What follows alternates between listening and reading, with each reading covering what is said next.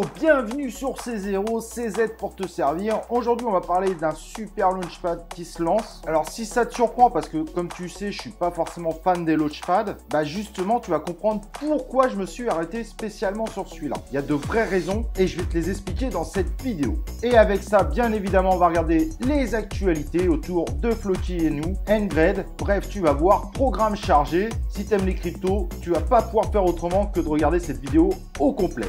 Let's go!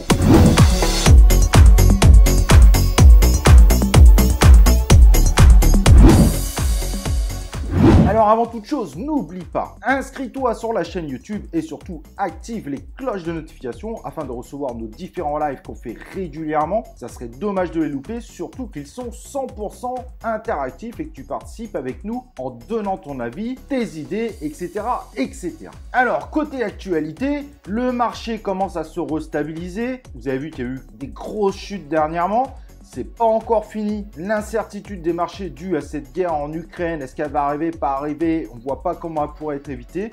Forcément, met les marchés en danger. Mais moi, je reste sur ma position. Je pense qu'il vaut mieux un marché qui chute violemment, ce qui peut lui redonner une véritable capacité de rebond, qu'un marché qui baisse au fur et à mesure et les gens partent et ne reviennent que trop tard. Et donc, beaucoup de gens recherchent le futur Shiba Inu. Ça ne veut pas dire qu'ils voient le Shiba Inu mourir, bien que certains le pensent, d'autres sont persuadés qu'il va encore exploser, mais beaucoup cherchent aussi le potentiel numéro 3, ou celui qui va remplacer le Shiba Inu, ou celui qui va compléter les marges du podium. Et donc on en a cité un, Baby Dogecoin, etc., etc., et celui qui fait énormément parler de lui en ce moment, c'est évidemment le Floki Inu, sorti au mois de juin. Au moment où Elon Musk a donné le nom de son Shiba Inu, hop, le token est sorti, et au final, il a quand même sacrément bien pumpé, il résiste bien, et donc beaucoup le voit comme le prochain Shiba Inu. Et pourtant, lui, il parle pas d'avoir 300 000 projets, il s'axe principalement sur des notions de NFT, mais il fait de plus en plus parler de lui parce que ses promesses restent limitées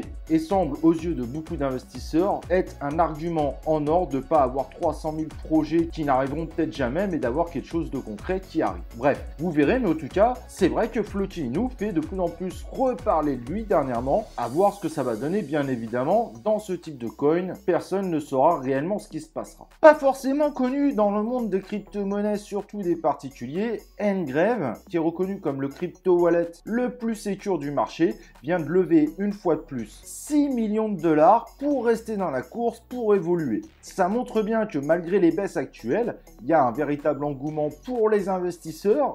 Évidemment, quand on parle de 6 millions de dollars, on ne parle pas de petits investisseurs, mais il y a toujours un véritable investissement autour de l'univers des crypto-monnaies et pas seulement sur une blockchain, mais aussi sur des projets annexes qui viennent renforcer, que ce soit sur les aspects sécurité comme là. Certains vont aller vers la DeFi, d'autres sur du matériel physique, etc., etc. Bref, c'est le type de news en ce moment qui est loin d'être anodin. Le marché n'est pas du tout lâché par les investisseurs. On a même l'impression qu'ils sont toujours plus nombreux. Et donc, on voit vraiment difficilement comment on pourrait tomber dans un bear market qui dure 2-3 ans. Mais on devrait plutôt partir sur des périodes baissières beaucoup plus courtes. Aujourd'hui, malgré les marchés qui ont beaucoup de difficultés avec cette guerre en Ukraine, il y a aussi beaucoup de news ultra positives comme vous pouvez le voir. Et donc là aujourd'hui, la vidéo se focalise sur Phantom Maker qui est un launchpad. Donc si tu sais pas ce que c'est un launchpad, en gros c'est un incubateur qui permet à X personnes d'investir dans un projet pour l'aider justement sur le plan marketing, sur le plan développement, etc., etc., pour lui permettre d'avoir des fonds pour avancer sur le projet. Alors parfois, c'est vraiment purement du lancement de projet et parfois, c'est des projets qui sont bien avancés et qui, pour pumper, pour se faire connaître, ont besoin justement de faire une sorte de levée de fonds. Pour ceux qui ne savent pas, dans la crypto-monnaie, en général, on parle d'IDO, ça reste des petites levées de fonds, mais sur des projets déjà avancés avec des systèmes très particuliers d'allocation. Alors, pourquoi je présente ce launchpad? Parce que ceux qui me connaissent savent un peu ma vision des launchpads. C'est pas des choses qui m'attirent vraiment. Il y en a des centaines qui sortent. Forcément, plus de la moitié vont s'écrouler. Je pense vraiment pas que ça soit intéressant sur du long terme à investir dessus. D'ailleurs, au final, peu sortent de l'ordinaire. Mais ce launchpad veut remettre de l'égalité au niveau des allocations, et je vais évidemment vous expliquer pourquoi, et pourrait du coup beaucoup plus attirer massivement les gens, surtout s'ils présentent des projets de qualité. Donc, ils ont sorti leur CryptoFem il n'y a pas longtemps. Crypto, évidemment, à suivre. La crypto devrait bientôt être disponible sur les différents swappers, vous l'imaginez bien. mais évidemment, on va en reparler au fur et à mesure. Donc, par exemple, vous avez la possibilité avec ce Launchpad, bon ça c'est assez classique sur le coup, de participer à des futurs crypto gaming. Ils ont lancé par exemple Tank Warzone dernièrement, comme vous pouvez le voir derrière moi, petit jeu sympathique. Alors moi personnellement, j'investirai pas dessus, mais c'est pour vous montrer qu'il y a déjà de vrais projets qui s'intéressent vraiment à ce Launchpad. Il y aura des protocoles DeFi, des exchanges décentralisés autour évidemment du protocole Phantom et des projets évidemment éventuellement autour du métaverse, soit même des métaverses dans le futur, etc., etc. On verra évidemment les projets qui sont proposés dessus. Aujourd'hui, c'est difficile de spéculer là-dessus. En tout cas, la blockchain Phantom évolue très vite. Vous pouvez déjà vous inscrire pour vous préparer. Et d'ailleurs, si vous ne savez absolument pas comment configurer votre MetaMask, ça va être très important. Aujourd'hui, il fonctionne avec MetaMask et fonctionnera avec d'autres wallets qui prennent évidemment le protocole Phantom. Vous pouvez aller voir notre vidéo qui, en 2 minutes, vous permet de configurer très rapidement votre MetaMask sous le protocole Phantom. Alors, ce Launchpad se veut vraiment différent des Launchpads qui sont sortis sur plein de blockchains différents, avec pour objectif de se démarquer et de ne pas mourir comme un certain nombre de Launchpads évidemment qui vont bientôt mourir. Ils refusent cette notion de baleine, donc tous ceux qui achètent du FEM de toute façon ne pourront pas être des baleines du FEM, la crypto de ce Launchpad, ce qui évidemment va redonner une chance au petit portefeuille, parce que si vous avez fait de Launchpad, vous savez que si vous n'avez pas un gros portefeuille, il suffit que vous tombiez sur un projet populaire, parce qu'il y en a quand même sur certains Launchpads, et ben au final si vous avez qu'un tout petit portefeuille de la crypto de ce Launchpad, bah vous finissez à la fin avec juste 2-3 $ de la crypto, et même si vous avez la chance incroyable que cette crypto fasse x10, vous finissez avec 30 $, c'est quand même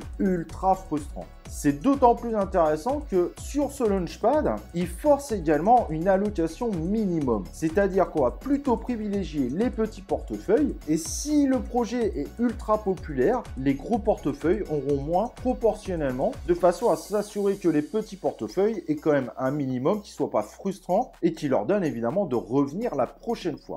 Cette allocation ne se fait pas forcément qu'avec la crypto FEM. Il y a une possibilité pour ceux qui n'ont pas cette crypto également de participer au Launchpad. Mais là, a priori sur le coup, ça devrait passer par des systèmes de loterie. Je ne sais pas encore comment ça fonctionne. On verra bien évidemment comment le projet avance. Et même si vous ne voulez pas donc prendre cette crypto FEM ou même participer à ce Launchpad, il faut savoir également qu'il y aura une petite allocation pour tous les wallets Phantom.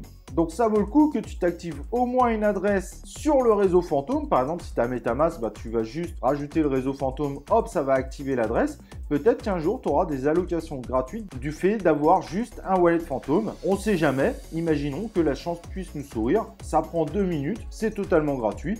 Bah, ça vaut le coup juste d'ouvrir son MetaMask en fantôme, peut-être pour un jour avoir une très belle surprise. Alors les gens peuvent s'inquiéter en disant oui, mais si du coup il n'y a pas de grosses baleines et qu'on peut participer sans avoir du FEM, alors attention, ceux qui n'ont pas du FEM peuvent participer, mais il y a quand même un système de loterie. Ceux qui ont du FEM sont sûrs d'avoir une allocation minimum. Donc en effet, il y aura moins de grosses baleines sur la crypto, mais par contre, on risque d'avoir plus de petites baleines, surtout que la blockchain Phantom est de plus en plus suivie et pourrait exploser dès que le marché reprend un petit peu. Donc au final, ça peut totalement s'équilibrer. Et si les gens restent justement sur ce Launchpad parce qu'ils voient qu'ils ont vraiment des allocations minimum et que c'est pas une arnaque juste pour les grosses baleines comme la plupart des launchpads et des IDO du monde de la DeFi, et ben justement ça peut amener véritablement le FEM à bien se stabiliser ou à monter du fait que même les petits portefeuilles sont intégralement respectés. Alors évidemment je suis pas là pour vous vendre le truc, si ça vous intéresse bah allez vous renseigner, si ça vous intéresse pas et bah tant pis, mais comme vous le savez les choses qui changent, les choses qui veulent amener justement les petits portefeuilles à être un peu plus récompensés d'être présents,